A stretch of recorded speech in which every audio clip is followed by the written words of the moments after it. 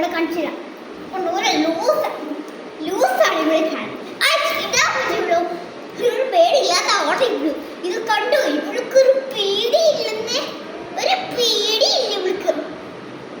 നമുക്ക് ഇവളുടെ ചെവി പിടിച്ച് നോക്കിയാലോ, ഇവൾ ഇക്കിലിയാക്കിയാലോ.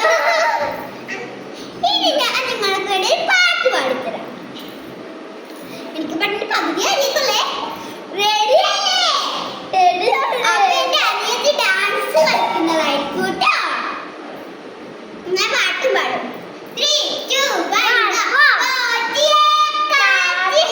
നീ ഡാൻസ് കളിക്കണേ 3, 2, 1